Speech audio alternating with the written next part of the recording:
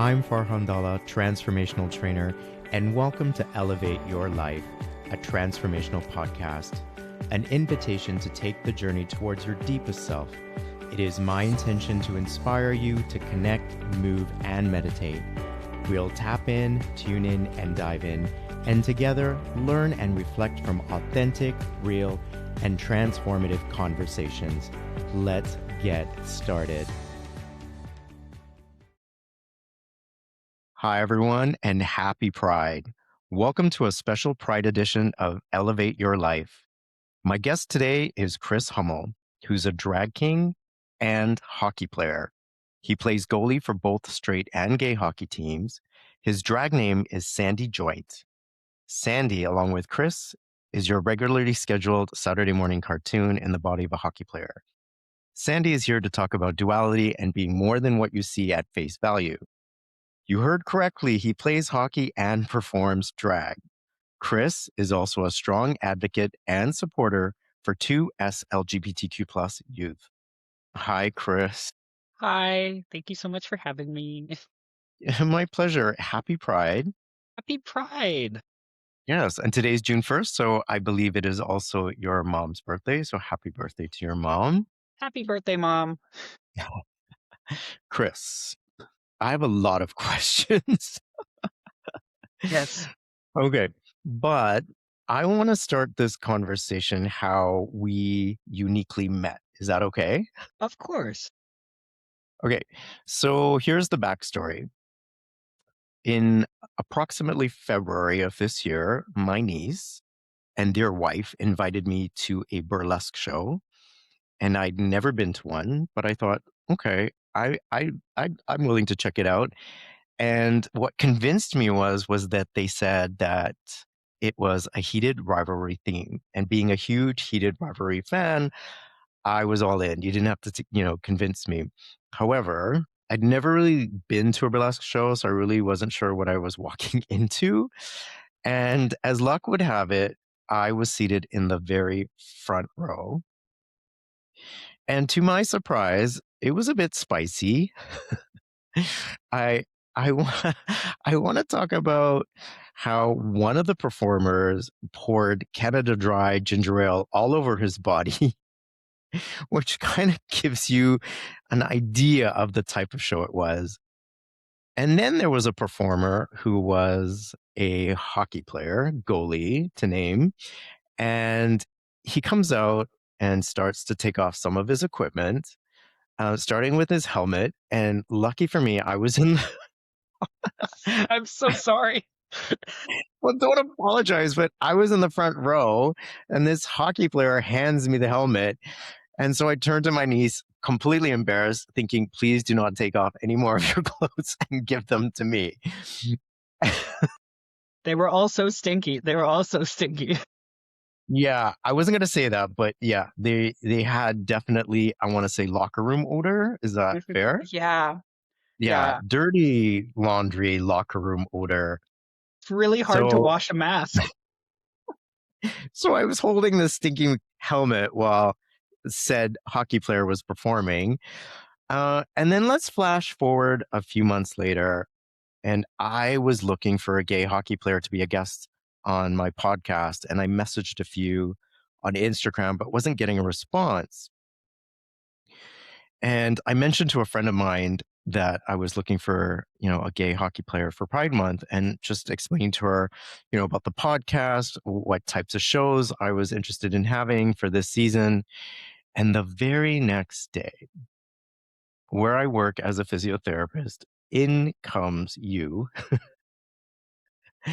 And then you start telling me about the history of how you hurt yourself performing drag. And then you went on to say how you re-injured yourself playing hockey that night. Mhm. And now my eyes start to light up because, first of all, I've never had a drag performer as a patient, to my knowledge. I've worked with many hockey players. And you then went on to explain that you had performed your first burlesque show. And then I said, when was this burlesque show exactly? And when you told me, I looked at you and said, dude, I was at your show. I was in the front row. definitely a wild way to meet someone, but very Okay. unique. Can you imagine the synchronicities that orchestrated all the events to get you to me? Like you could have gone to any physiotherapy clinic in the city. And Toronto's a huge city. There's tons of therapists. And granted, where I work, there isn't a largely represented LGBTQ population, let alone drag performers who play hockey on top of that. And where I work, there's about 5 therapists, and somehow you ended up with me. So there are no coincidence, my friend. It was definitely a divine orchestration, if I want to say so. Don't you agree? Yeah, the stars definitely aligned a little bit for us on that one, I have to say. Yeah, and thank you for giving me permission to share this with my audience because as a therapist, I'm always like respectful of my patient's privacy. However, I appreciate you letting me This share was that story. too unique not to share. Unbelievable. And now you're here on my show. Yeah, I really apply the yes and theory to everything I do in life. Okay. So, what were your thoughts when you realized I was the person that was on your show who was going to be now your physiotherapist? I felt really bad for handing you my very stinky helmet. I did warn. I worked with Mayfair Productions on that burlesque show, and the host was Knox, an absolutely wonderful performer, who I did warn that this is coming in at hockey equipment levels stink, and they were like, "Yeah, my sister plays hockey. This is fine. Everyone, it's hockey. They'll think it's so hot." And then I'm like, I'm so sorry that I had to give you the helmet. I warned the other person who I threw my jersey at that it was stinky, but not you, even though you got possibly the worst equipment besides my gloves. Listen, I've worked with hockey players before, but thankfully they showered before coming to see me at the clinic. So I didn't have to deal with hockey odor. But now I have a really good idea of how hockey players smell. So Yeah, thanks and for that. it gets aired out every day. Just goalie equipment for some reason it just ingrains itself into the equipment and the person. Mhm. Yeah, it's like you got to take about 2 showers after the game. It means I'm working hard. Yeah, listen, you have a tough job. And can we say that there was a contest at that particular show, the burlesque show, where members of the audience had the opportunity to shoot a puck at you, right? And one of those selected members was my niece's spouse, um, who had never held a hockey stick before. So I was helping them, with the right positioning. And let's make things more interesting. They were given a left-handed hockey stick and they are right-handed, which made things even more challenging. But guess what? They scored on you. They did. They did. It was really hard when I'm not defending a net and a whole wall instead. That was a fun one. I think that one went in 5 hole, which my mom would be very upset with me. That's the one position part that she knows about goaltending. She's like, if it goes between your legs, the amount of shame I get. Well, lucky for us, we walked away with, some heated rivalry merch, including a book. So it was a memorable night, to say the least, and the memories keep on continuing. So thank you so much for that. Yeah, wonderful. It was my first time doing burlesque. I walked away with a giant bag of popcorn, about a garbage bag size from Three of Hearts Chapel. So that I walked away a winner as well. You sure did. Kris, let's rewind a little bit and start where some of your journey began. I was wondering if you could describe or talk about your coming out journey and what was that like? God, yeah, that happened so long ago. I was like 14 when it happened, when I came out. Around 13, I started noticing some things. So I was originally a girl, because I'm trans man. So when I was in grade 7, I started noticing that, like, I don't know, I've always been like really different, but like things were starting to seem more different. Um, and they just like kept adding up and like weren't going away. So like the grade 8 dance rolled around and I was like, wow, I think I have a crush, but it's not on a boy. So my brain starts panicking. So that all went really well for a year. And I was half in, half out of the closet in grade 8, just knowing that like something wasn't what was happening with all the rest of my peers. Were So you initially at that point, or had you come out as lesbian? Is that correct? no, that's me. I'm coming out at the end of grade 8. So Okay. that's why I meant I was half in, half out of the closet. So some of my friends knew at school and some of them didn't. I also went to a really small school. So a rumor like someone is gay spreads like wildfire.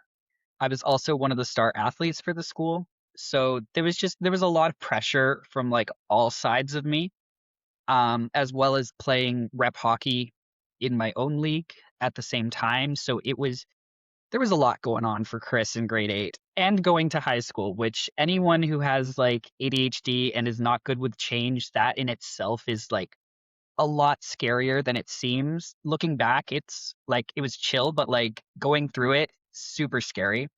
So after grade 8, me and my parents, we went on a cruise.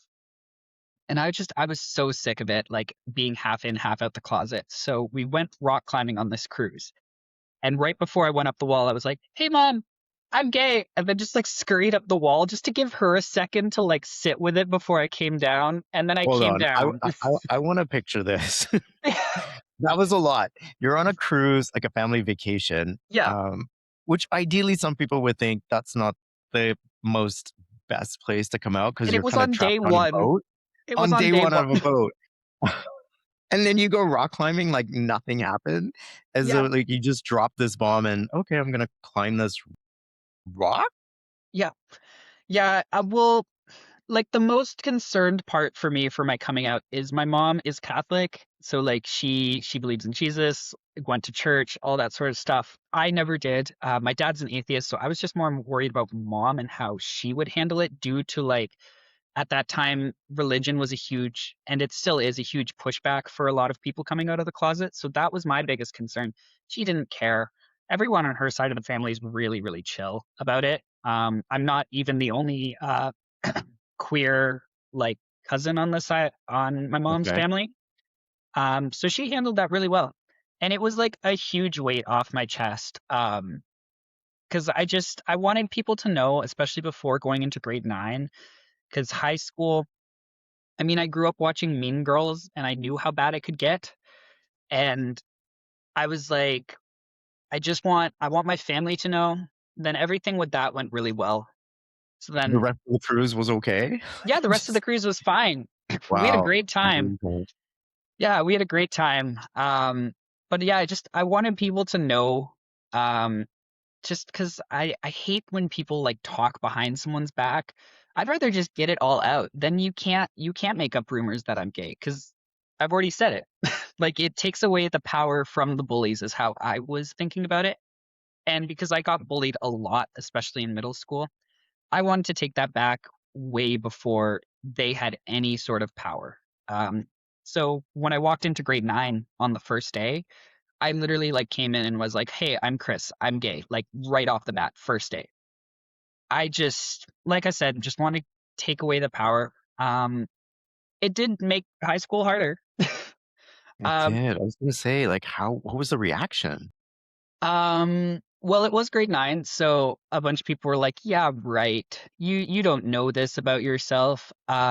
Which is true. I mean, I'm in grade 9, like to a degree, like obviously I'm not having like grown-up relations with anyone. I'm just know that I'm more feeling this kind of way. So that's how that all went. Some of the teachers were very supportive, some of them were not.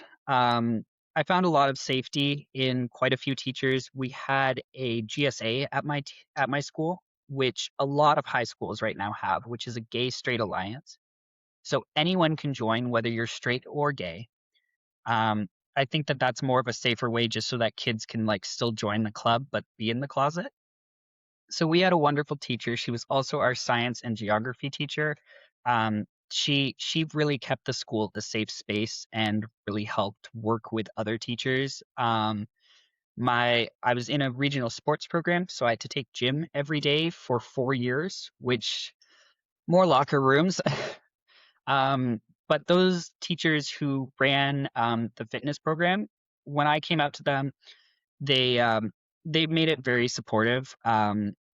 And made sure that I was safe. Like I could come to any of those teachers, especially art teachers, the science teachers, and the gym teachers really kept my world the safest, which were all of the school programs that I was the most heavily tied to. Um, so yeah, I really thank those teachers. So if they're listening, thank you guys. You guys made it a lot easier on me. Yeah, shout out to the teachers. That's Yeah, they really did. And then I came out a second time in high school as trans, right in the middle of high school. so what grade is this now? It's between grade 10 and 11, which the middle of high school is such a perfect time to do anything because all the kids are super chill and super accepting of differences. Um, so that was a new layer of fun. But once again, I didn't want to be half in the closet while medically transitioning and half not in the closet while medically transitioning. I just wanted to just get it out like first day. Um, Well, we what got my was your parents' reaction with the second coming out? my mom I mean, didn't believe me. really? I had to come out to my mom twice. So the first time I came out to her was at the end of grade 9. I was like, "Hey mom, I think I'm trans." Just because at the time, like social media is a thing for kids. So I was able to talk to other queer youth and I met some other queer trans youth. And I was like, wow, a lot of these things are really aligning with me. Um, so that was how I figured out what the word trans is. Um, then I came out to my mom. She didn't believe me because she thought that I had too many friends who were girls to be trans. Didn't know that that determined my gender. Looking back, she also laughs about it. She was like, I was just in denial, I think. Um, so that's how that one came out. Just kind of put it back in a box for a year. Then I came out when I was like a year older at the end of grade 10 and was like, hey, like this is still happening. And she was like, oh shit, yeah, this is real. She booked me a doctor's appointment like the same week. I got to talk to my family doctor. From there, we got recommendations to go to Sick Kids, which has a wonderful gender clinic for queer youth that is very, very well run. God, I forget their names, but everyone who works there also does like stunning work with the kids. And yeah, that's kind of how it happened. So my Hmm. mom So my it's mom does accept, yeah. great. And for those who don't know, Sick Kids is a hospital for children and youth in Toronto. And then obviously you went through the medical support for your transitioning.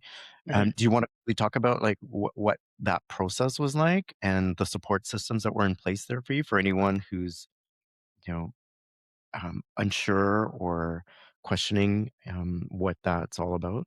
Yeah. Yeah, of course. Because it really is a shot in the dark. Thankfully there is a lot of YouTubers who also talk about it, but as someone from Toronto, um, it's really simple. You get a recommendation from your family doctor. Um, they send you into Sick Kids. Sick Kids makes you go through like 6 to 8 months of just like talking to you mentally, figuring out where your head's at. Because you are dealing, especially with queer youth, they want to make sure that everything is laid out on the table. They start you off really easy with just something called hormone blockers. So those are easily reversible. They just kind of put a pause on puberty for half a second. So if you go on them, go, wow, don't like how I feel, that is reversible. Then if you want to go any further than hormone blockers, which they keep it like really, really slow pace, especially for youth. Once you're past 18, things can move a lot faster. But for queer youth, it goes very, very slow. Usually starts with the social transition. Then you can go to hormone blockers. If you want to transition medically, you can still be trans without transitioning medically. Um, Next steps, at least for me, I pushed for top surgery really quick because I'm in a gym program every day in high school where I had to be in like thinner shirts where people could see my chest, and that made me really dysphoric. So that was a big push for me. Um, we did that privately through a clinic in Mississauga, so that moved a little faster for me. And then I went on testosterone, which is a medication that helps with hormone balances for trans people. That is totally safe, and I've been using it for 9 years this May. So it's a really slow, super gradual process, and they make sure that the families, especially for queer youth, are very involved with it, just so that everyone's on the same page. once you're over 18, then you would instead instead of sick kids, you would probably be sent to a different hospital. I know Chem H has a gender clinic, and Women's College also does gender studies. So those are both some pathways. But it's really well supported by doctors, and yeah, it's pretty linear, but you can take it as slow or as fast once you're over 18. And how do you feel today? Oh, I feel great. Yeah. I love where I'm at. I feel really good in my body. It's nice to look in the mirror and just feel happy and calm and like nothing's eating me inside, being like, "Oh wow, I can see like am I binding like is my binder holding things down? Do I present mask enough?" Because those were two things that at least for me, I wanted to be able to pass so that I could go play hockey with straight guys. Um that was just a goal of mine. But yeah, no, it's been really lovely. I love working out. Love being active. Just I feel at home in my skin. Yeah. Before we start on the topic of hockey, I want to, begin with the topic of drag. Where did your love for drag come from?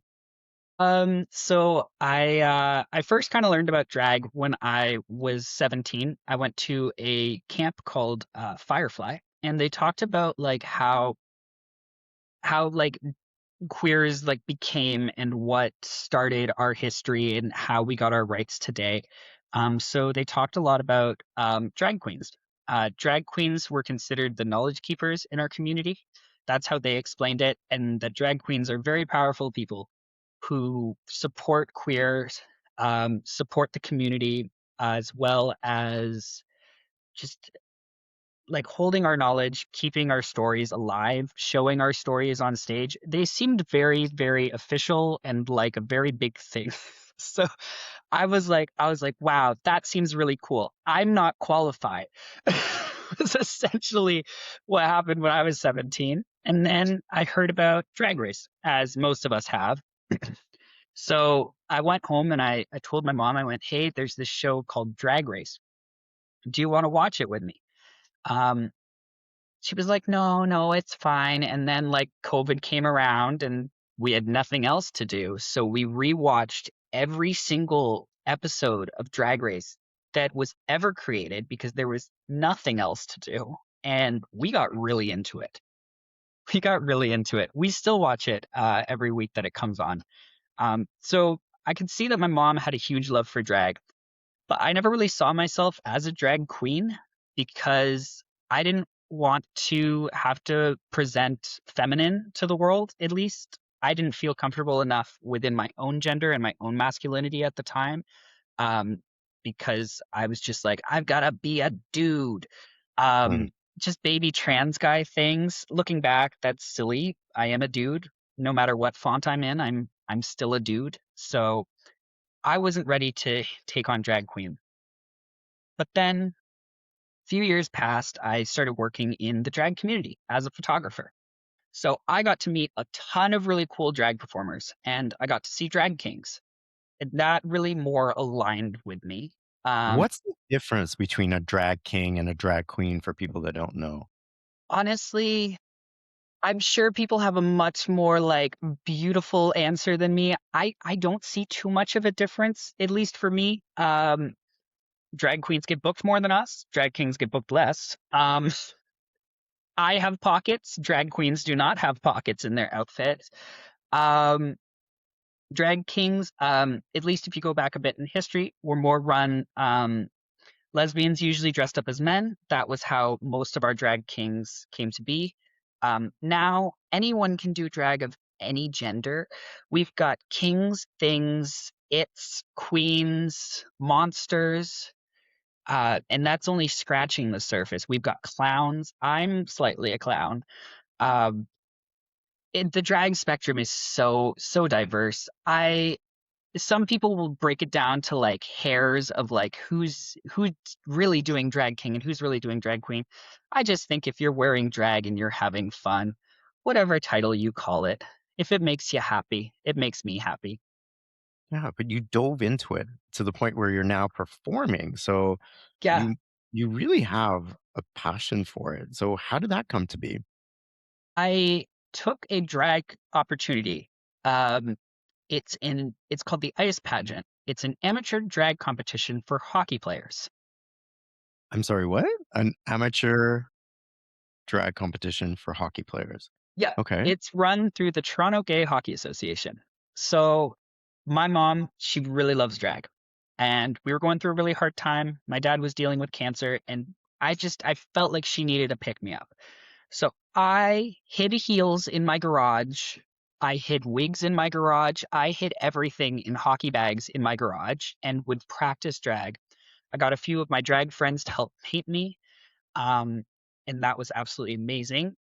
And we were able to transform me into a drag queen. So the first time I was on stage, I was a queen because I didn't know if I could do a king. So I just did a queen. My mom didn't believe it was me. She came to the show because I was like, hey, mom, there's a really big opportunity. I am working at Woody's and I'm going to be photographing Bob the Drag Queen. That was my whole lie. I was like, I will be photographing Bob the Drag Queen and Monet. You have to come. And she went, okay, I'll be there. So I come up and I'm in full drag and I'm like, hey, mom. And she's like, I'm a mom. I'm not your mom. I'm Chris's mom. Where is Kris? And I was like, well, surprise. It's me. And she's because I've looked like this, like I've looked like a little boy since I was 4. Like I've never looked like a girl. So her seeing me all dolled up in femme with like this big hair and like a really beat face, and I was in a corset and heels, and I was in a skirt. We were Mormons from the Book of Mormon. That was our whole number. So she was shocked. I just show her all of my tattoos and she still did not believe it was me. She looked like a deer in headlights that whole night. Poor thing. Poor thing. That was it was for her, and I think she enjoyed it. Looking back, I think it's a fever dream for her, but it did happen. My God. Okay. Well, are there any celebrities that are your go-to to impersonate? Because that's pretty common amongst the drag world, right? Yes, yeah, a lot of people do some really cool impersonation. We've got Taylor Swift impersonators. We have a lot of Lady Gaga impersonators. Um, Kermit the Frog or Miss Piggy. Okay. Those are my inspirations, and I think that those are very big, very legit celebrities. I agree. I just didn't know that was your inspiration. I was thinking, I don't know, Elvis or something along those lines. Nope, nope. I'm a Mhm. Muppet. I'm a Muppet through and through. I have this really great number called Man or a Muppet, where I just contemplate if I'm a man or a Muppet, for like 4 minutes. I'm a Muppet. We figured it out.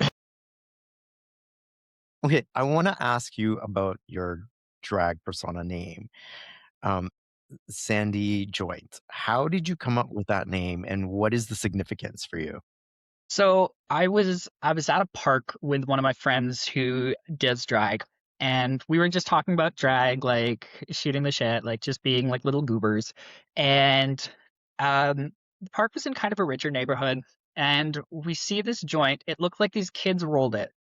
They rolled this joint, like they stole their parents' weed, rolled this joint. It was the crustiest, dustiest little joint that you ever did see in your life. And it looked like they took like 2 hits and went, "I'm absolutely toasted," and then tossed it in the sand and never looked back. And I went, "Hey, that's a sandy joint." And it was at the same time that Snapchat had their gender filters. So I took a picture in a gender filter and went, "I'm Sandy Joint." And it kind of stuck. I was like, this is my drag name. I've found it. And my friend who was at the park with me was like, this is a stupid drag name. And I was like, thank you. It's mine. So you also have a love for puppets from what I see on Instagram and from what you've mentioned, in our conversations at the clinic. How do you incorporate them into your act, and what's the significance of puppetry for you? Well, it's really hard to do a duet with one person. So I have puppets. I love my puppets. I have about 18 to 20 puppets right now. And most of them are from my childhood, actually. Um, I got a little puppet when I was a kid. He was a penguin. His name is Pingu. And I got him from a Canadian company called Diablo's Puppets. Love them. So I kept going back and buying them at art shows. At the same time, I was being heavily bullied in middle school by the other girls because they all grew out of their tomboy phase and I did not. So the only friends I had were puppets. Really sad, I know. And then I just kept staying with them. Like I felt like they were just like the right little guys for me until I moved schools to for like grade 6 to grade 8. I'd moved schools because the bullying got that bad. And I played with my puppets for a few years. And then I would still get teased every once in a while for having puppets. So I kind of just packed them into a box and like put them away. And I didn't know where they were, didn't know what happened to them. I just put them away. So then I had my opportunity to do my first ever like drag king on church. First time I was performing at an open stage and I needed something because I've seen all these open stagers perform before because as a drag photographer, I've been to all these open stages. And I knew that everyone does kind of the same thing every week and they try and hope to win that competition. And I didn't want to do the same thing. I didn't want to go up and do a Britney number and just leave it at that. So I was watching the Muppets because I was so stressed and I could not figure out what number I wanted to do. So I naturally put on my comfort movie. And Man or a Muppet came on. And I went, holy shit, where are the puppets? So I tore my basement apart. I found my puppets and went, yeah, this is what I'm gonna do. So I did the number Man or a Muppets and I did Sexy from the Broadway musical of Mean Girls, where I threw candy at the audience because it was Halloween. So after that, I was like, yeah, these are my little guys. So I love all my puppets. They all mean so much to me, and they're almost in every single show. Some of the bars that are like the bigger bars where like the crowds are like 200 to 300, like those nights, I can't bring out a puppet just for puppet safety. I don't want a drunk person stealing a puppet, because it would happen. It would happen. It's a Um, legit concern. yeah, yeah, a drunk lady seeing a puppet across a bar, a football team could not stop her. Um, so they're my little friends, and it's so interesting because they were something that I was so bullied for, and now I'm is something that I'm so celebrated for. Everyone goes, "Oh yeah, Sandy, the puppeteer. Yeah, he works with puppets." And I'm like, "Oh, thank you guys." So I've done some really cool stuff with them. I've done What the Festival. I do children's book readings with the puppets. I do drag shows with the puppets. I brought them onto big stages. I brought them onto very small stages. They've really been through it. They did the Lord of the Rings with me the other week. That was a blast. They're gonna definitely be around this Pride Month, so if you want to come out and see Sandy, you might see a puppet. It's awesome. And you've also, to my extreme experience, ventured into burlesque performing. I say Yes, extreme because ooh, that was my first. Um, that was my first too. yeah, yeah. Okay, so what would you say is the difference between drag and burlesque? Are there Uh, similar in any ways, or yes, there's definitely crossovers. So I am not a burlesque performer. I've done burlesque. I would not consider myself like a fully like I've got this burlesque performer. But I would not have known that from what I saw. Like, I thank you. Thank you. Everyone else was yeah, I mean, it was my first show, but still, like, I was like, whoa, this is awesome. yeah, I mean I stripped out of the biggest thing that I could have possibly stripped out of goalie equipment. Right. Which But is difficult. I mean, compared to the other performers who have maybe taking off a top, taking off equipment takes a while, and to do it to music and entertain people, and a like, chest protector, a whole goalie chest protector, yeah, those are ginormous. Yeah. That was I had a few buddies because they all know, like some people know Sandy and some people know Kris. A lot of people don't know that there's a crossover, but Sandy does have some hockey stuff. So some people know that like Sandy knows hockey. So I had a few friends send me the like, hey, there's this heated rivalry thing. Just apply for it. And it was burlesque. And I put in my application, I was like, I've never done burlesque. I'm a drag king, but I would really like to try. So I got to work with an amazing company called Mayfair Productions. and or Mayfly Productions, and they did so amazing. Knox has every performer come over to their house and do like a run through and do a talk about your number to help bring it to the stage in a burlesque way. So that was huge, and I really, really appreciate their help with that because I would have been so lost. I think the difference between burlesque and drag is it's the art of the tease, is what burlesque is. Um, so you see a burlesque artist pulling off their glove, they're going to pull off that glove in the slowest, most sensual way possible. And it's going to keep going. And there might be a second glove underneath it. Who is to know?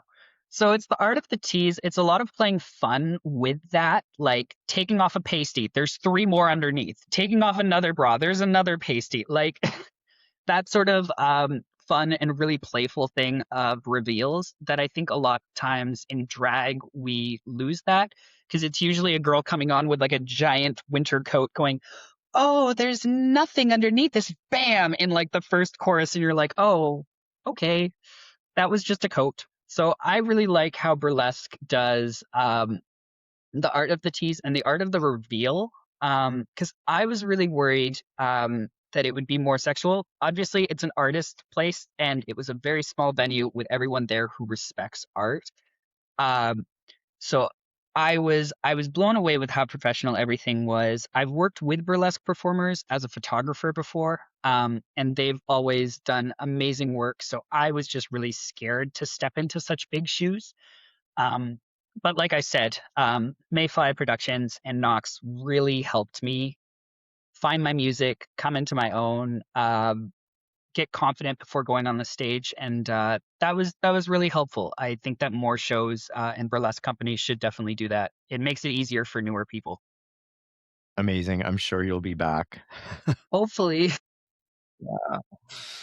Well, let's transition to hockey. Yeah, the diversity of this show is just mind blowing as it is. Like moving on from drag to hockey, like it's just something I never could have even imagined. But I want to talk about you as a hockey player. When did you start playing hockey? At what age? And when did your love for hockey start? I was 4. I was between like 5 and 4. My parents used to like do the thing where they both held my hand on either side as I skated.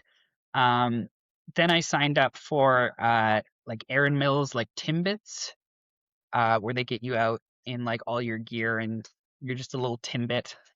Those were really cute. Um, so that's where I started. And we had the like kiddos for some reason get the like you're waking up at 5 a.m. getting to the rink for 6. The poor parents. You're there early. It's a commitment. It is a commitment.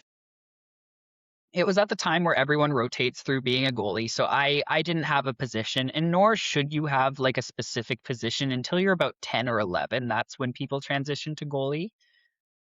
So I tried goalie a few times, didn't love it because my coaches were just like, "Stop the puck," and I was like, "Huh? Like how does this work?"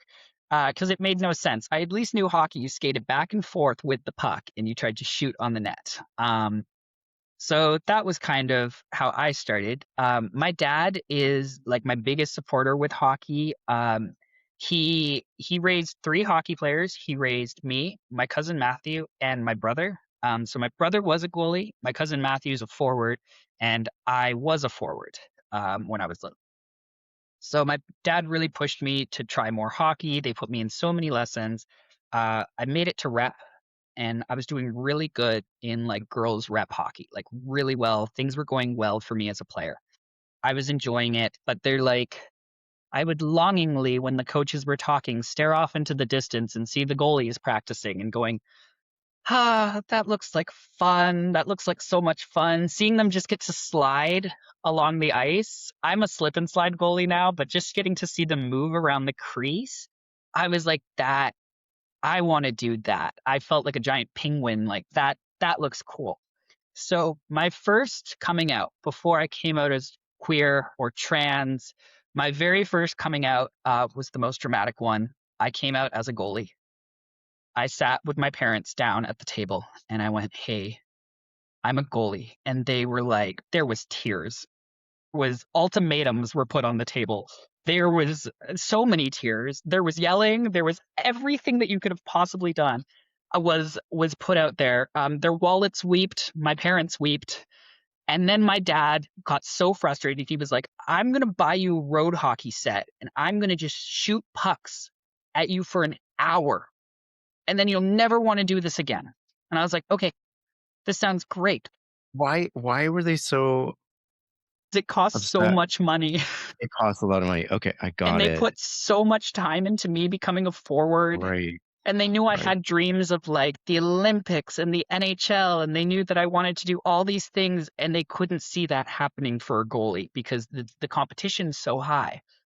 Because there's only two goalies on a team. And there's like 15 players. So my parents just couldn't see me being successful as a goalie.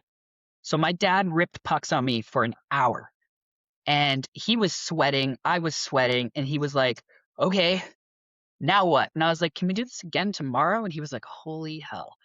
Okay. So then we did that for like 3 months and he just could not break me down to not wanting to do a goalie. Eventually we started having fun with it. He got really into it. So that was just at the beginning of like my rep season. I was on a rep team. It was going great. And I was a closeted goalie. So at the end of the season, my dad, like right before playoffs, we were at one of the rinks, Iceland, and they had like a goalie store in Iceland, which is very rare that a hockey store carries goalie stuff on a good day. But like Iceland had all goalie stuff. So I came out of my game and my dad bought me a full set of equipment. And that was really cool. I still love those pads. I had to sell them because obviously they're child sized and I am not child sized, but they were my first set. And then my parents put me out for tryouts and I made a rep team as a goalie. And then they were like, "Oh wow, I guess Kris can stop a puck." Mhm. And just the feeling of like sliding in goalie pads, making a big save in goalie pads, like just being a goalie, just having your team like look at you and go, "Wow, you did that." It's a feeling that like nothing else in the world can like recreate. The only time I've ever felt that is when I'm like cliff diving. Like that's the only like it's just you feel like you're flying. And it's amazing because I could do that like every night and it just it's a love for hockey that as a player obviously I loved hockey. I stayed with it for so long, but I don't Mhm. think that I would have continued to stay with it into my adulthood if I wasn't a goalie. Like this is just something magical that nothing else can recreate. So, from my understanding, you were playing on women's teams or girls' teams. I've played on boys and girls. Yeah, and then you transitioned. Mhm. I'm not ask this. I'm just going to ask this, but did your transitioning support or hinder you in any way from playing hockey? I had to quit. I had to quit. So when I came out as gay, um, a lot of the girls on my hockey team would start making up rumors about me, being like, he's in love with so and so, and he's in love with so and so. And this was even before my transition. And I was like, I'm not. I'm just trying to get through the team and just figure it all out as a young girl. Cause I don't know, being like a 14 and 15-year-old girl, like nothing's going right. You've got a lot going on in your brain. There's a lot of stress. There's pressures from school, parents, hockey. There's a lot happening. So my team just tried to make it a lot harder for me. So my mom was like, okay, you're going to quit. And then I came out as trans. So I had a few years of a gap to transition, but it was about 5 years of no hockey, which was really hard. Um, I got into music though. I became a drummer, a trumpet player, a ukulele player. So I got really into music because I had so much time. Like I had nothing but time. I was working out at school, so I was still like in and around fitness, but being in a school program where everyone is playing the sport they love and you aren't was really soul crushing. So I just tried to focus on my transition a lot through high school just to get through that. And then after high school, my mom knew that I was depressed and she was like, I'm gonna like look on Facebook for some like hockey groups. So we found this one that was like a co-ed one. a lot of older people. Like the games were coming at me really slow, but it was still enough just to get my reps in and feel where I was because I wasn't coming back to the ice like at my best level because I stopped for 5 years. So that kind of got me back in the swing, and then it just kind of snowballed from there. Where my mom was like, "We're gonna put you in a league," so they put me in a league, and then from there I met a bunch of other people who need goalies, and This is a um, league now or a yeah, gay league? yeah, I was put in straight hockey first. Okay. We found out about the TGHA at the like Pride booths. Toronto Gay Hockey Association? Yeah. Mhm. So Church Street has a bunch of booths where they have information things. So like you'll see queer volleyball, queer dodgeball, queer swimming, and queer hockey. So I wanted to apply for queer hockey, but I was 18, and I believe you have to be 19 to be in that league. There, that's just one of their policies. So I was waitlisted, and then I was put on a sub goalie list. So I had to substitute goalie for the team once. Um, and once you sub, that puts you a little higher on the list. So it when registration happens, it's all prior goalies, sub goalies, and then the other goalies who are on the wait list. And because, like I said, goalies, there's not a lot of spots. It's very stressful. I still get stressed every time I have to register every year because one year they were like, "Hey, your registration didn't go through," and I was like, "What do you mean?" That was actually this season. But yeah, it started with straight hockey, and then it I only at that time was on one gay team, and now I'm on two gay teams. Yeah, and a bunch of straight teams. Anyone who needs me. I literally just got called this morning, being like, "Hey, can you cover tonight?" And I was like, sure, yeah. Yes, I will. I love playing hockey. Yeah. Are you openly queer on the straight teams you play for?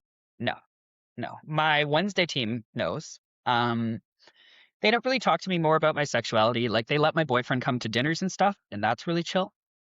They more ask about Sandy. They love Sandy. They love talking about Sandy. They love hearing what Sandy's doing. So Sandy is accepted on that team, but I'm playing for a team tonight, the St. Hacks. I'm not going to go in and go, "Hi, I'm Kris. I'm gay." I'm no. I'm the goalie. I'm a very secluded role. Nobody needs to know me. I don't need to know anybody. I say my niceties in the room.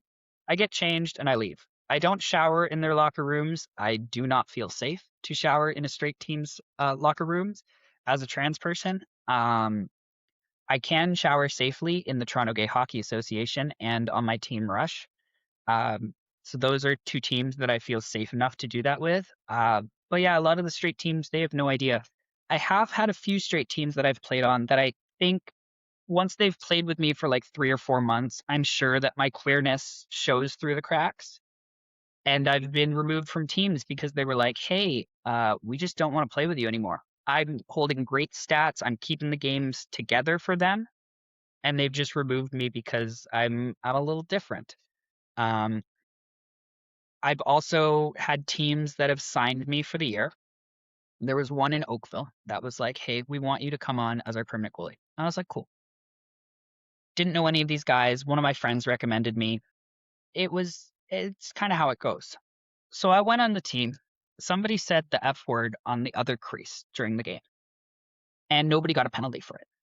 So then it came back to the room, and the guys were like, "Hey, we said the F word and we got no penalty. So now we can openly just say it in this locker room for like 20 minutes." So they went on a bunch of conversations about how they hate gay people, how they hate trans people, and the stuff that they said that they wanted to do to trans youth was absolutely horrendous. I've never repeated it to anyone. I went with the head of that team. He walked out. I walked out at the same time. And I that was the only time I've disclosed it. I went, "Hey, just so you know, I'm gay. I am trans. You will never hear from me again. I will be shutting down this team. But what just happened in that locker room is absolutely disgusting." And he agreed.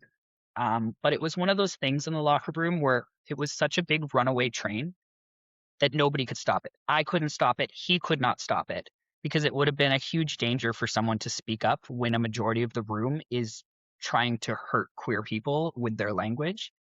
That team was shut down within 48 hours of that incident and has never been revived. Um, But that was the most like shocking day in a locker room. Uh, the city of Oakville, that's where the team was, handled it perfectly and shut it down instantly. So I was very, very surprised and happy about that. Very sad that I had to go through it, but that was about the scariest locker room incident. Um, so that's why I don't disclose my sexuality. My tape on my sticks are rainbows, so you can tell, but I guess it just, I don't know, one of those runaway trains. Hmm. I'm sorry to hear that, but it does, paint the reality of what the situation still is. And I, as you know, I've worked with a variety of hockey players from recreational level to the NHL. And I myself have experienced homophobia in my workplace and personally saw a coach, former NHL player, call another hockey player the F slur for drinking green tea. And this comment was made in front of me. Um, and I was never going to go public with that story. So I commend you for reporting it because I know how scary that can be. It's so easy to just shut the door, pretend it never happened, and just, make yourself small and ignore the situation. But inside, you know exactly how it makes you feel. And that's how I felt in that moment. And I never came public with my story until recently. And, this story goes back almost 20 years. But because of heated rivalry and its influence now on opening up the topic of homophobia in the NHL and hockey in general, I made a video about my experience and it went viral. Like, I've never had a video go viral. And I unfortunately received some hateful comments. And actually, my Instagram um, had attempts where people tried to hack it at least a couple of times. Thankfully, that didn't happen, but it was very scary to do that and to reveal, my story, not naming names or anything, but just my experience and having to deal with some of the comments and whatnot. Most of it was very supportive and very positive. However, it does still bring to light that there is a situation that is still present today, hearing your story. Many gay athletes don't enter the sports arena because they don't feel safe. And how have you dealt with not feeling safe as a queer athlete? And what advice would you have for other athletes or potential athletes who want to play hockey or whatnot, but aren't sure if the environment will support them or they'll feel safe to do so? Me, I I felt support from very surprising places. Like I said, my Wednesday team, loving Sandy, that yeah, yeah, yeah. They're a lovely team. I've played with them for about 5 years. Them being supportive of Sandy has been a big shock. Um, one of my teammates has been extremely supportive. He's given me he had like this little like discount card for Crave, and he was like, "Here, take it so that you or a drag friend can watch the latest season of Canada's Drag Race and one of the shows that he worked on because he filmed another queer show in Hamilton, not Heated Revelry." Different one. God, I forget the name. But like I have support through the teams like that. Um, whether it's my sexuality or my sobriety, that team has been extremely supportive. A lot of teams, because it's beer league, it's like older guys. You can bring beer into the locker rooms you aren't supposed to. Will like chuck a beer at me after the game, and if I say no or no thank you, they get very pointed about that. My Wednesday team, they bring me alcohol-free beers or Gatorades to the game. So I think that that support has been absolutely amazing. If like I had one of them say, he was like, "I'm a very conservative man, and I want you to know that." And I was like, "Wow, what a way to start a conversation." And he was like, "I see the rainbow tape on your hockey stick." He was like, "If anyone calls you anything, I'm gonna jump them on the ice. That means that a hockey player loves you." I said, "Thank you. I'm okay. Don't hurt someone. We have to all go to school and work tomorrow." But like, yeah, that was sweet. That also was my Wednesday team. Same with like my Tuesday night hockey. One of my teammates the other day was like, "Hey, my wife is working at one of the queer LGBTQ plus conferences in the next few days. What's your experience with that?" And we had a great conversation because I used to go to those conferences when I was a kid, and I found them very enlightful and very helpful and a great way to make friends. So we had a lovely conversation about that. So you do have those little glimpses of sunshine in the game that just absolutely surprise you. Sometimes, if you're a young queer athlete trying to get back into sports, what one of my friends have been doing is they're joining a lot of hockey teams, but they join with a friend. So that makes the locker room a lot safer if you have someone with you. I'm a goalie. It's really hard to get people to come out to my 11 o'clock games, but they've got a really good friendship going on. So those two have been doing that, and I love that for them. Um, just try to get out, try to be active, whether it's a running club, dodgeball, um, volleyball, swimming. There's so many amazing LGBTQ plus clubs here in the city of Toronto, and that are very accepting, as well as in the greater area of Toronto. Hamilton has some amazing hockey. Queer Hockey Hamilton is in Hamilton. We've got some amazing clubs here. We have Purple Fins, which is a swimming team for trans people. We have gay volleyball and dodgeball, which also runs in and around the village area. We have Toronto Gay Hockey, same area. Um, and we have softball, which is starting, and soccer. Like, there's so many queer sports, especially in Toronto. A lot more people are queer on these teams than you think, and it's okay to come out to them. Um, it's okay to just come and just be the best athlete that you can be. And I think you guys will make a friend or two, and it will really surprise you. Yeah, I think the important thing is it's a way to find community as well. How popular is hockey in the gay community in Toronto? The amount of DMs I have gotten since Heated Rivalry. Everyone's like, "Wow, Kris, you play hockey. When's your game?" And I'm like, Just come out at any time." So I think we have 20 teams right now in the Toronto Gay Hockey Association, and we have a very, very long wait list, and it's getting Wow. longer. Um, so it's quite popular. Um, it's been absolutely amazing because we have so many teams to play against. The only downside is because we have so many teams to play against, I don't often get to play against my friends. Like a few years ago, we got to see each other every few weeks, but now because there's so many teams, I don't get to see them as much. That's the only downside. But it means that I get to make new friends, which is very exciting. Um, it's been so wonderful. Our stands were absolutely packed for our finals this year. uh, we've had so much support online, through various hockey Instagram pages and other associations. Um, it's so popular. We have the TGHA, we have the Toronto Pride Tournament, which is a trans and lesbian tournament. We have Queer Hockey Hamilton, which is a more queer leaning space for trans, lesbian, and gay. So we've got at least three teams within driving distance. The only downside about the Pride tournament is it only happens once a year. Um, and by the time this podcast gets out, it's already going to be done. Um, but yeah, Mm. there's a lot of space for it. I even know of teams that are primarily lesbian that are out there. Like even my team, Rush, we are a whole gay team that is in a straight league.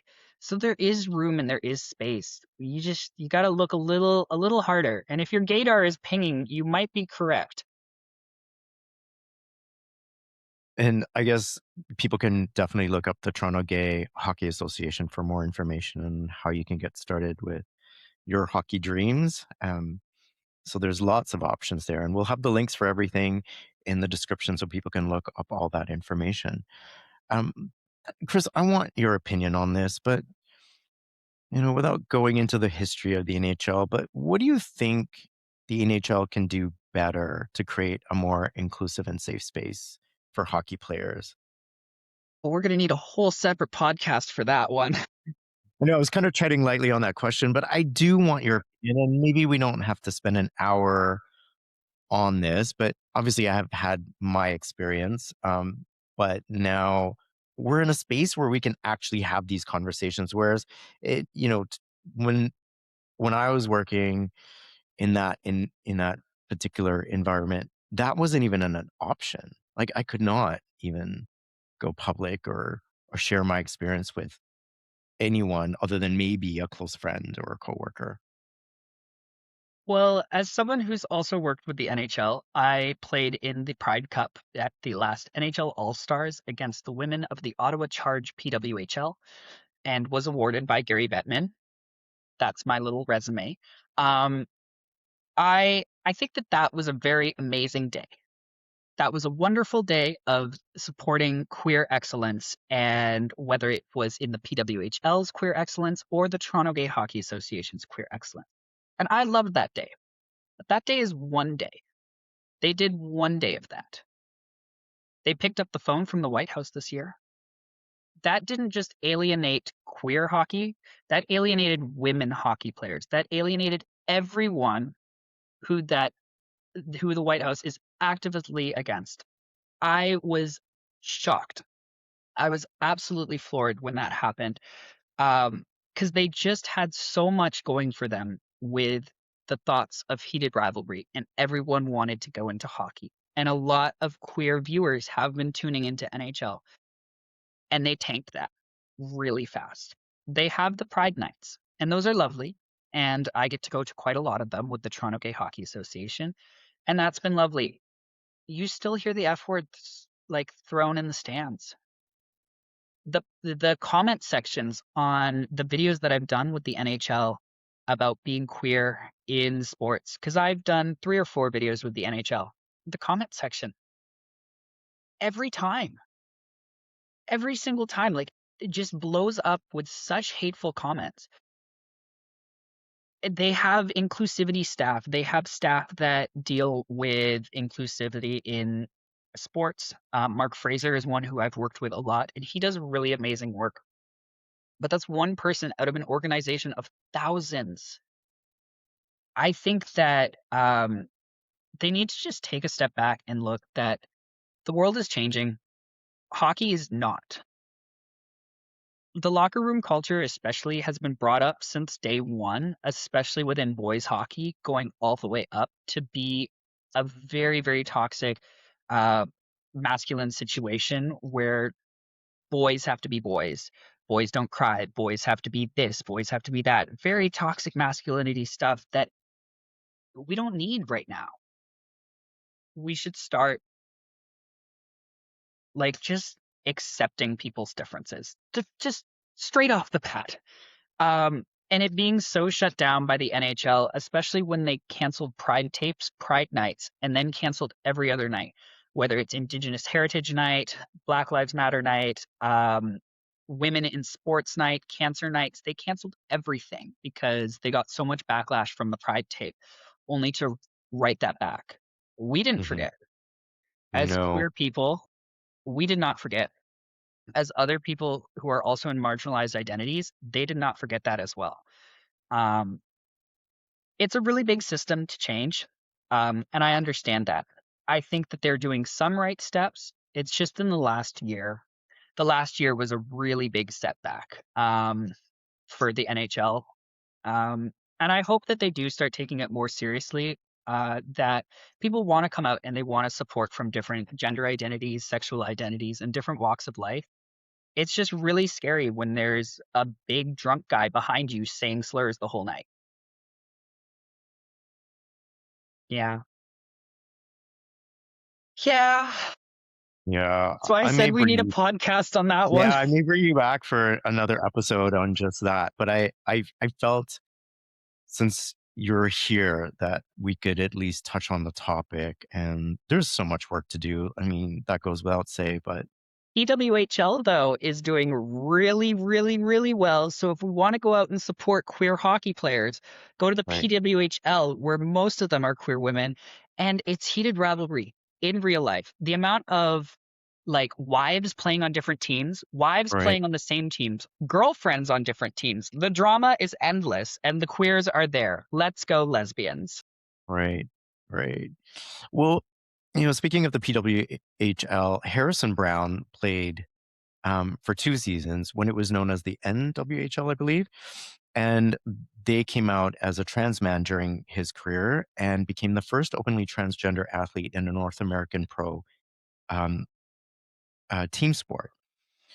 How has his story influenced you in any way? And what does his coming out mean for other trans athletes? I've met him a few times. He's a sweet guy. Um, he's doing some really amazing work, especially with his latest film of the Pink Light film, which stars him and CJ, who is also a goalie for the PWHL. They did some amazing work together. I Obviously it means the world whenever anyone is queer and trans and open. So that's been really helpful. Just being able to see someone else do it and go, yeah, you can do this as well. I've been the first for trans athletes before, especially with my swim team in high school. It's a scary thing to be the first. It always is the scariest thing to be the first. So I very much applaud him for that. And I think that it means a ton to so many queer athletes, whether you're trans, gay, bi, anything.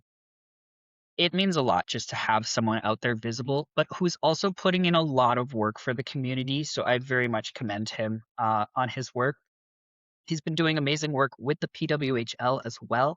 Him and CJ. CJ is one of the goalies for Seattle right now. They used to be a Toronto Scepter, and are someone who I've met and we've talked quite often. Them also being an openly trans athlete makes it such a safe space for fans and other trans athletes to come in and feel safe within hockey. The amount of coaches that I've worked with who are like, wow, Harrison and CJ are two absolute pillars when it comes to the queer and trans community. And these are coaches that I'm still working with to this day that very much look up to it. So it's queer athletes, it's straight athletes, just making sure that seeing people do this makes it easier to bring diversity and safety in for everybody. Amazing. And you too, my friend, are leading the way for many others. So I'm super proud of you. And I know, your story will inspire so many people.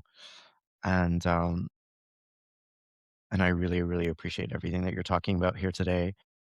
But I could not possibly end this conversation without talking about heated rivalry. And the last time we spoke, you hadn't finished watching the show yet. Rewatched. I rewatched. I got up to the big injury of the big fight that happened Okay. where he got hit and Iliad was just standing on the ice like that. Right. That's where I got up to in the last week. Um, I've watched bits and pieces. I know most of the story. Okay. I'm so sorry for being a bad queer. I think this is where you let me down. I'm sorry. And many others listening right now are just M- like sinking in their chairs. My aunts However, also are just as ashamed as you are. Aunt Rachel and Aunt Lisa are. They text me every day. They're like, "Have you finished the show?" I'm like, "No." like, there is no possible excuse for this, Kris, but I'm going to hold you accountable for watching the show at some point.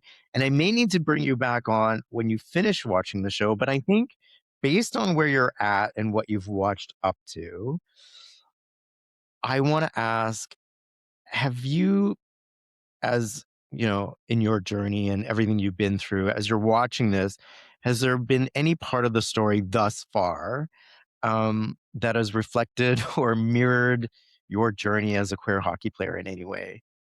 Well, I have brought my boyfriend to the cottage, so did that. Um, Okay, I no, got my I'm coming to the cottage hat right here, by the way. that's so cute. My friend has this stupid effing Wolfbird shirt. We saw Loon. We saw Loon You this saw it. weekend. Okay. That was very fun. Yeah, no, I think God, they did so well with the whole storytelling. From a cinematic standpoint, as an animator, that also has caught my eye. But from a storytelling standpoint, I really like the smoothie story. The smoothie storyline, I think, was very, very sweet. Because sometimes it's not always an athlete or a person who's in the league with you. Just having a support out of the league. My boyfriend does not play hockey. He does not. He did fencing. He cannot play hockey. We tried once. He went through the net. Can He he did. make a good smoothie? Yeah. Oh my God, this guy can cook. He can cook. So this year when we played for the Toronto Gay Hockey Association, and we were in the finals. My team, Kahu was in the finals. It was a very, very stressful time. My boyfriend came out to every single playoff game possible. At the end of the finals, when we won it all, I rushed to the bench to be able to like kiss him on the bench to give him our lovely heated rivalry moment. Uh, the ice was too slippery and he is too fragile. I was not sending him out for a center ice kiss. But we did have our little heated rivalry moment. I think that just fighting for queer representation, and especially in such like sport, like I think the only like more like sport is like probably like football. Both of those, um they need to make a heated rivalry for football. Maybe But rugby too, I would think. That's rugby, yeah. very queer coded. I believe there also is a gay rugby team in Toronto. Don't know for sure, but I'm pretty sure. I know we have flag football. That's another link we've got to get. But yeah, I think especially just like having eyes on you 24/7, as the two boys did, all of the boys did in that show, whether it's from the media, the NHL, eyes on you constantly is really heavy. It's a really heavy thing. As someone who's on stage and has eyes on him, whether it's online, on stage, it's a heavy thing. And having millions of eyes Mhm. and trying to figure out your sexuality is something that's a weight that I think a lot of people can't understand, or just need to take a step back and go, wow, if I'm standing on center ice, I have feelings for a man, and everyone in this stadium, you've got maybe 5% that support queer. That's heavy. That's really heavy to go through. And I think that Heated Rivalry, as thus far, is doing a really good way of explaining that and breaking that down, especially on how the boys are dealing with it all. Because it's stressful. It's a lot of secret stuff. Like texting under a fake name, that's Mhm. heavy. That's really heavy. I've got to go text Jane. Jane's not Jane. Like that's stressful trying to keep that secret, and especially for Ilya, who is Russian, and as someone who is also Russian, I know how hard it is back in Russia. Like gay, no. Gay is a straight up no. Well, it's illegal too, right? It's I yeah. mean, And it's more than no. You could go to prison for it. yeah, it's whether it's the police or just other people in society that would take care of you, if gay's labeled, you just disappeared. That's horrifically scary, and especially as someone who has to travel back and forth from North America to Russia with this secret, that's something really heavy. I think that the story is doing quite well thus far that I've seen, and I have seen snippets of the end, and I think that it's done really well. My boyfriend's read all of the books. I'm dyslexic. I'll listen to the audio tapes. I know that they get very spicy though, so that'd have to be not when others are in the car. Yeah, and yeah, I would definitely recommend listening with earphones, depending on whether or not you're in a public place. I'm making my way through the books right now. I'm on the third book in the series, I believe, and I love that it's really true to the show. Like the the book to TV show was done really well, and it's very true to the books, which I love. You'll appreciate when you're listening to the audiobooks how great it is compared to the show. But have you ever dated a hockey player? I have. I dated my goalie partner in high school. It went poorly. It went really poorly. Yeah, the fight for net time was, yeah, that was stupid. That was young dumb Kris, but yeah, that was that, that was the only time. Yeah, I'm so busy that it's really hard to find someone else who else also plays hockey because we would never be able to go to each other's games. It would be them playing somewhere else and me playing somewhere else. Yeah, it's a busy life being a drag queen and or a drag king and a hockey player and a student all at the same time. Yeah, well, how many hockey games do you play a week on during season time? During the winter, I play 5 to 7, and that whether that's games or training, because I am a coach, that's still 5 to 7. When I coach, it's all like very technical skating for about an hour. Um, 5 to 7. I've chilled out this summer, and I'm taking about 2 to 3 a week so that I can go to the cottage. Yeah, With your boyfriend and make yeah, smoothies, right? yeah. Naturally. What else do you do at the cottage? And yell at loons. Yell at loons, sit by the fire and stare at it because, Canada's fun. Yeah. If you've seen the line, you know what I'm talking about. Um, but how many shows per week, do you do as Sandy or, you know, future burlesque now? Uh, At my peak, I was doing about 4 shows a month, so that was like 4 to 6, depends. Um, in April, I had exams, so I did not hunt down shows, and in May, I'm going on a trip, so I did not hunt down shows. But if you want to catch me this June, I am everywhere. I'm everywhere. Follow Sandy Joint King on Instagram to see. But I've got Drag for Palestine. I have a bike ride one for charity that I'm doing. I'm working on the same stage as Bob the Drag Queen. On the first day of Pride, I'm doing Sober Pride at the end of Pride Month or Pride Weekend, which is very exciting. Um, I'm doing storybook readings. I'm doing a show in Burlington with the Drag Academy on the 19th. I'm everywhere. I'm everywhere. It feels like a ping pong ball for Pride Month in the best way. Pride Month is great. I've got some shows for charity coming up in July, where we are going to be raising money for the Youth Hub of Halliburton. That show will be in Halliburton with the Muskoka Drag Royalty. Uh, we've got so much coming up this summer. Geez, you have a busy schedule. I mean, Yeah, between putting on your skates and your wigs, some days it's in the same time. Some days it's yeah, one to the other. great. And you're a strong advocate and supporter for our 2S LGBTQ plus youth, and you support organizations like Camp Firefly and the Youth Hub, as you mentioned, in Halliburton. What are these organizations and why are they important to you? So I am tied in with three queer youth organizations right now. Camp Firefly, which is held in Peterborough, which is an LGBTQ plus camp for queer youth in the Kawartha Lakes region. They do amazing stuff. You get to go to camp for a week and food is provided. You have a great opportunity to meet other queer youth that are going through similar stuff in similar neighborhoods as you.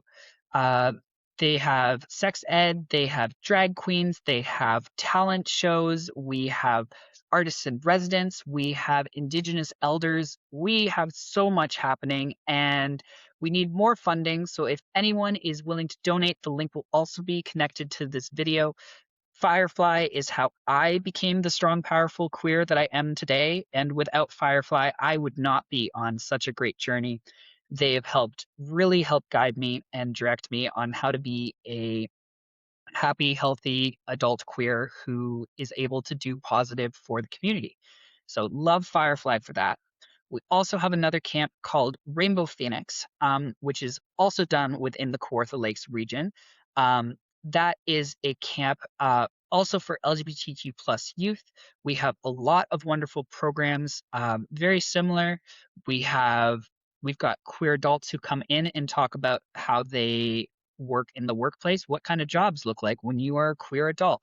We have leadership programs for queer youth. We have counselors that are queer and queer accepting.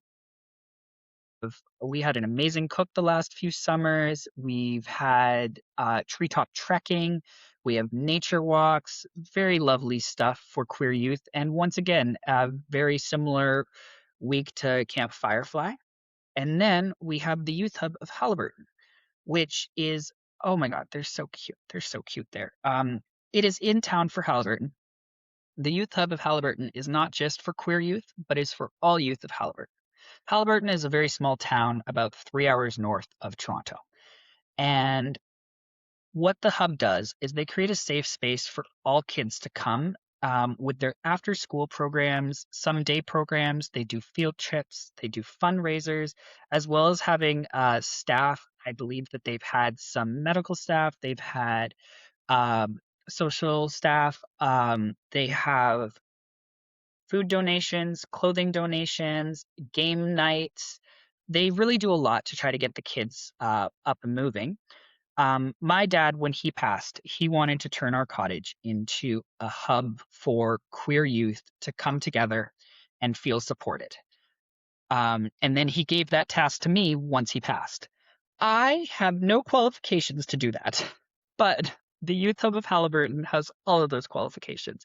So we are big supporters, and Sandy will be doing a charity show to support the Youth Hub of Halliburton this year.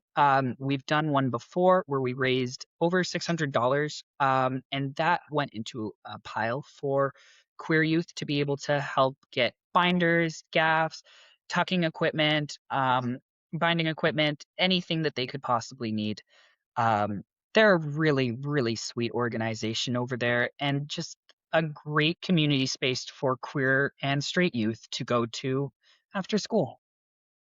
Amazing. You're doing incredible work.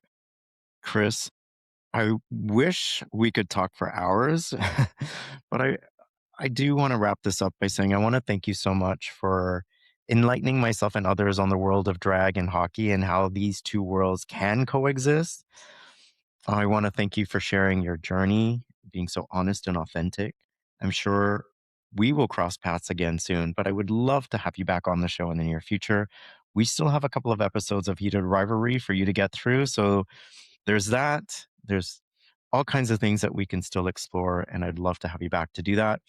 I will have your contact, your Instagram, and links to all the organizations, including Camp Firefly, Youth Hub, and Rainbow, and ways that you can support our 2S LGBTQ plus youth. Kris, thank you so much. I really appreciated this. Thank you. Yeah, this was fun. Let's do it again. Well, happy Pride, everyone. Happy Pride.